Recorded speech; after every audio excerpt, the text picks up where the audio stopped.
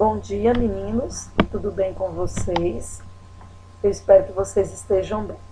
Bom, nós vamos dar continuidade na análise sintática dos períodos simples.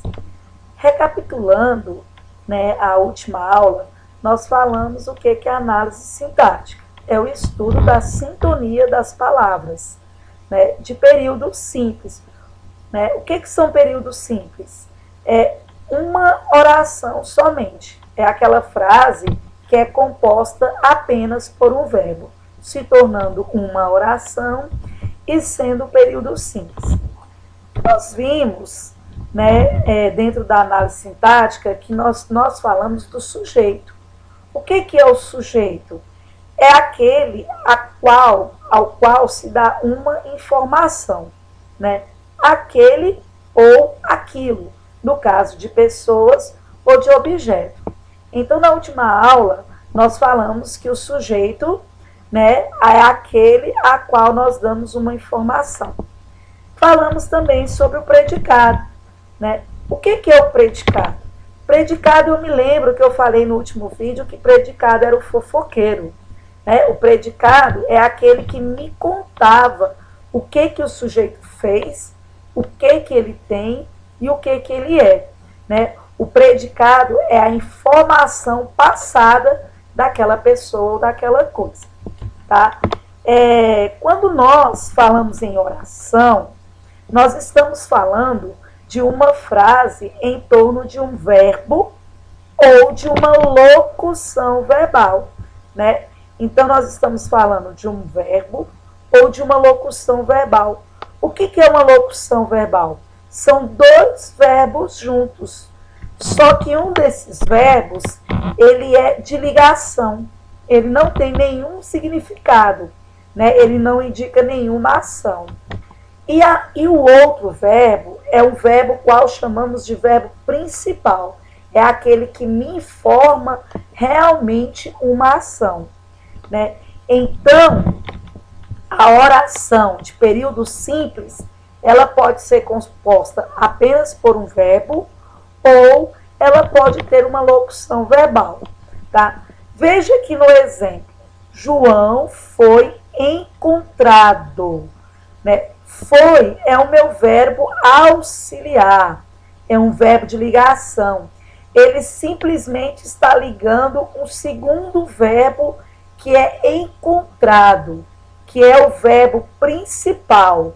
Por que ele é o verbo principal? Porque é esse verbo aqui que me passa realmente a informação. Tá?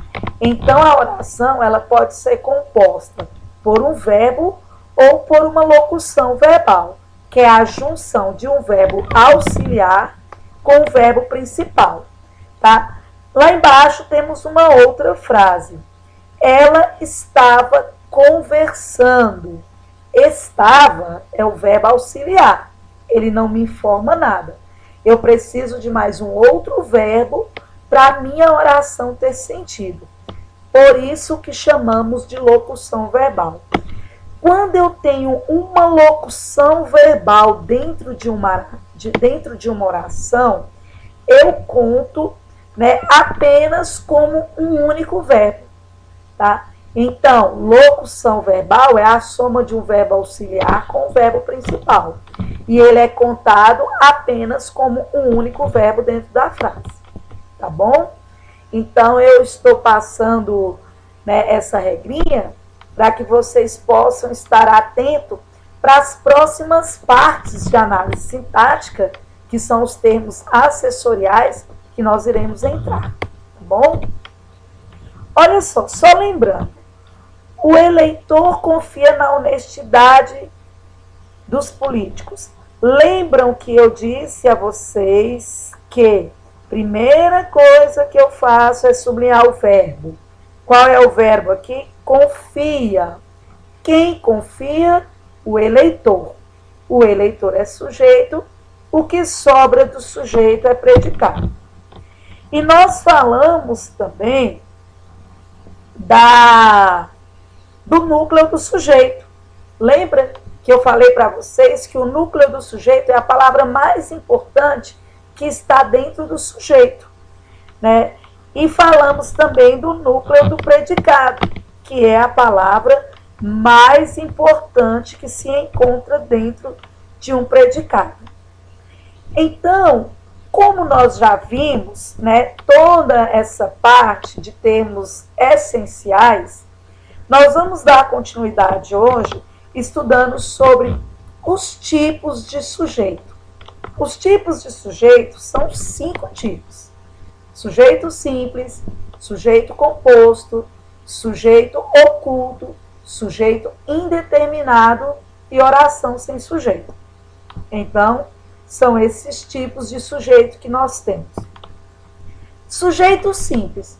O sujeito simples é quando a minha frase tem apenas um núcleo.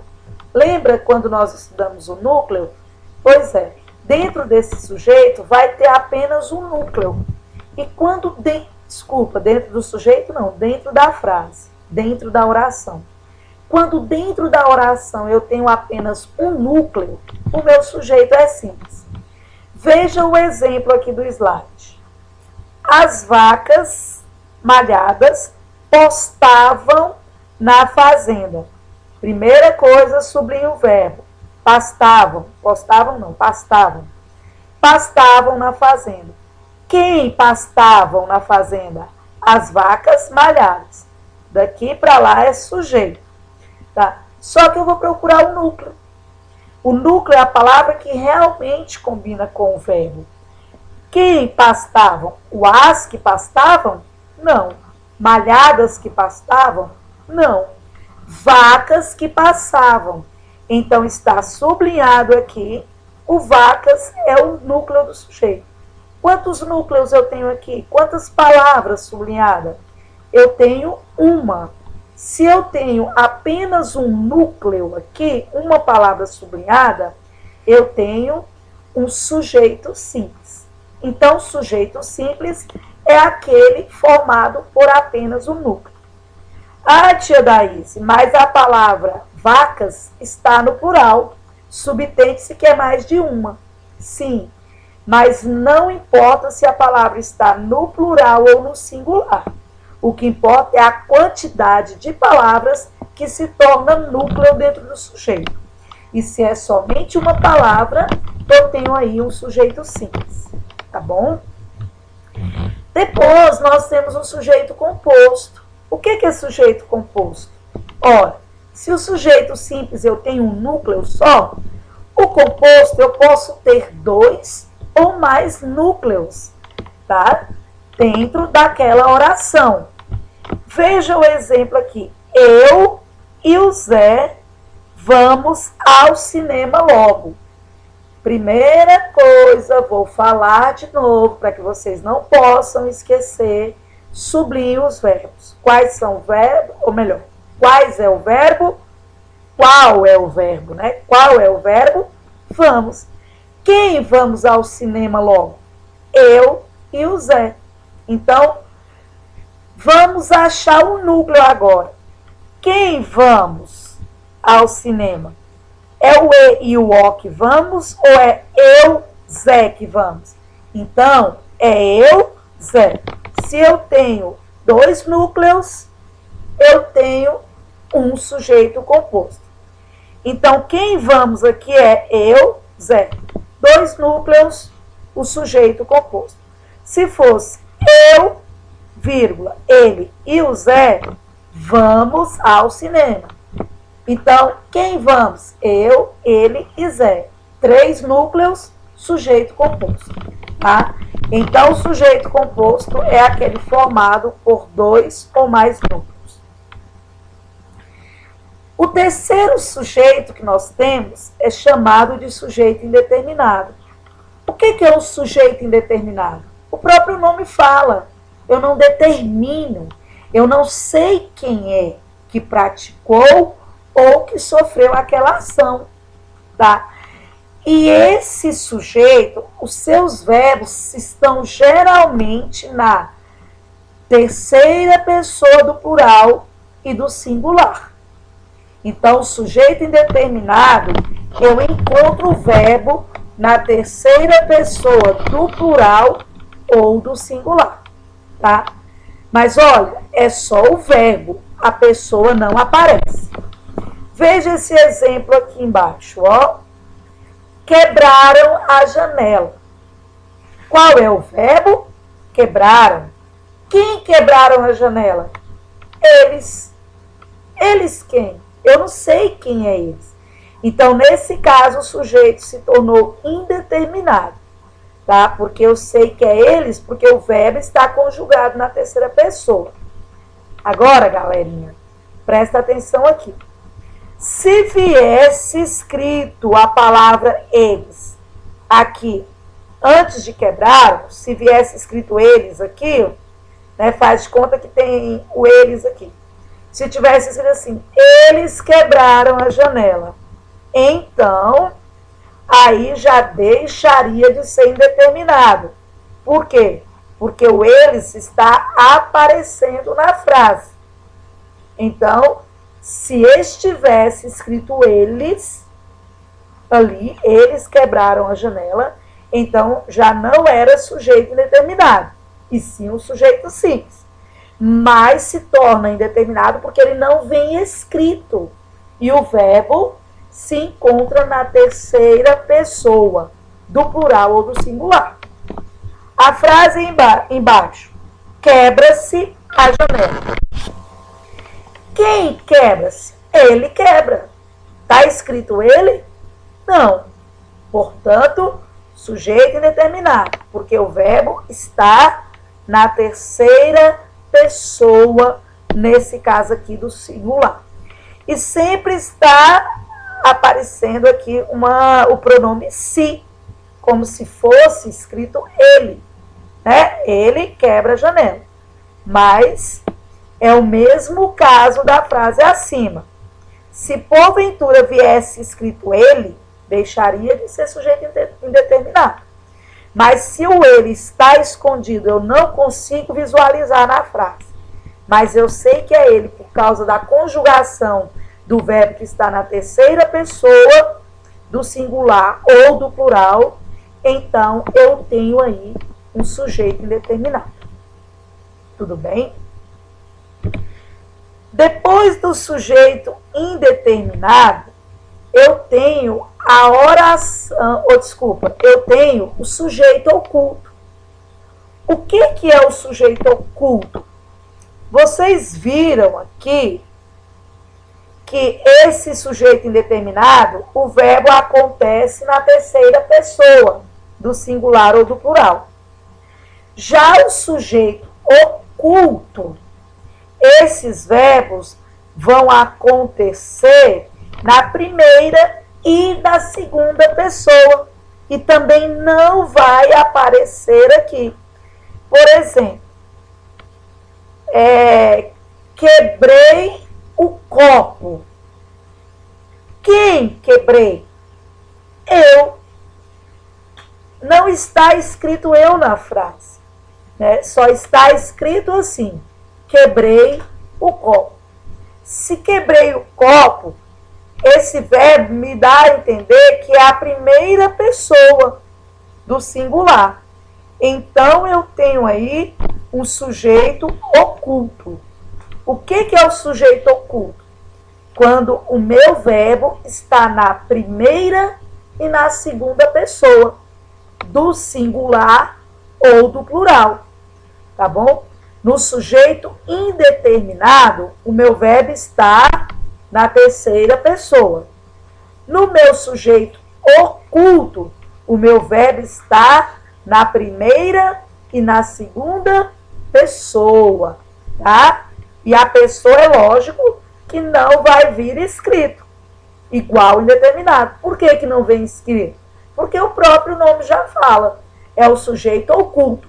O sujeito ele vai estar oculto, ele vai estar escondido. Escondido aonde? Ora, escondido atrás do verbo. Porque quando eu leio o verbo, eu sei se ele está na primeira ou na segunda pessoa. Se tiver na primeira e na segunda, sujeito oculto. Se tiver na terceira, sujeito indeterminado. Essa é a diferença do sujeito indeterminado com o sujeito oculto. Sujeito indeterminado, verbos na terceira pessoa. Sujeito oculto, verbos na primeira e na segunda pessoa, tanto do singular quanto do plural. E por último, nós temos a oração sem sujeito. O que é uma oração sem sujeito? Ora, o nome já diz, ela não tem o sujeito, né? Ela não tem de quem se dá a informação. Então, é uma oração sem sujeito. Quando que acontece as orações sem sujeito? Quando eu falo de fenômeno da natureza. Choveu e relampejou muito, nevou em São Paulo, né? Choveu em Guarapari, nevou no Rio de Janeiro. Então, quando se trata de fenômeno da natureza, a minha oração é sem sujeito, tá? Outro caso de oração sem sujeito são os verbos haver e fazer no sentido de tempo. Há 2 anos que você partiu. Há 2 anos que vovó foi embora. Faz 4 anos que papai faleceu. Então, a oração sem sujeito é quando eu tenho os verbos que são fenômeno da natureza, o verbo haver, fazer, no sentido de tempo ou de existir, tá? O verbo ser, né? Está frio. Está muito frio. Né? Tenho aí um fenômeno da natureza. Portanto, a minha oração é sem sujeito. Ok? Então, vocês vão dar uma olhada nesse slide, vão dar uma estudada, tá bom? Dúvidas, pode me chamar no privado, pode me perguntar. Né? A semana passada, a tia Daís explicou sobre os termos essenciais, que foi o sujeito e predicado, né? E aí poucas pessoas me chamaram no privado. Vocês podem estar chamando a tia Daís e tirando dúvida. Tirei dúvida de alguns alunos, mas a tia Daís quer que vocês chamam ela, tá bom? Chamar para tirar a dúvida. Um beijo, fiquem com Deus, fiquem em casa, tá bom?